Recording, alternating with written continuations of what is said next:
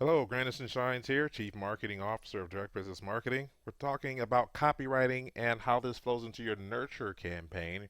We'll talk about the nurture campaign a little bit later, but making sure that those people that are in your database, you are continually marketing to them.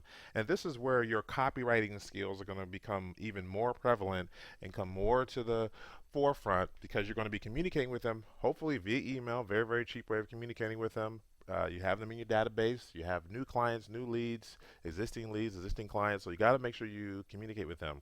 And again, this is where the copywriting is going to really play its part in making sure that we either upsell the current clients to a different product or service, and convert those people that are in your database that are just leads into actual clients. So we got to make sure we communicate that. Now, in writing your marketing piece, now we're talking about the granular level.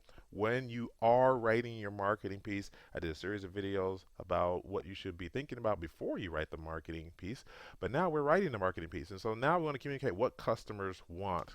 And in communicating what customers want, we want to make sure we give them three things. One, we want to give them value added in advance. They're looking for value, they're looking for information that they can utilize to help grow their business, to help sell their product or service. So we want to make sure that we are giving them or communicating value to them at every point in the situation. Even if you're writing or giving them information about non-business related stuff, and we'll talk about that later on, but making sure that the non-business related stuff still gives them value. Point number two I want to make is they want a trusted advisor. So make sure that this comes from someone within your organization. There's a face or a name to the organization or the email that's coming out. Not one of those do not reply to emails and then give them information. No, give them somebody that they can trust, that they can look up to, somebody that's likable within your organization, somebody that they can know, like, and trust, right? So making sure that we communicate that verbally that's coming from that person when it's sent out to the database from that particular for that particular campaign. And number three, we want to give them an adequate solution.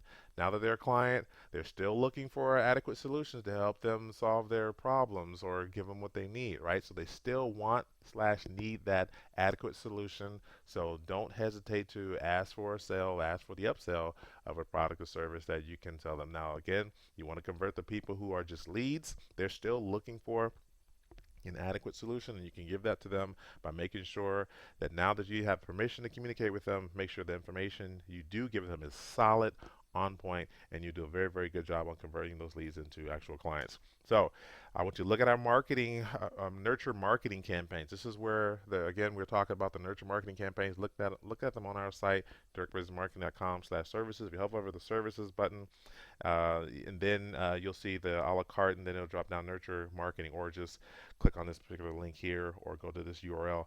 You'll be able to see all the nurture campaigns. There's 5 different ones that you should have activated within your organization. Here is my information. If you want to give me a shout, call me directly, 602-369-8119, or email me directly at grandison@directbusinessmarketing.com. Until next time, thanks very much. Bye.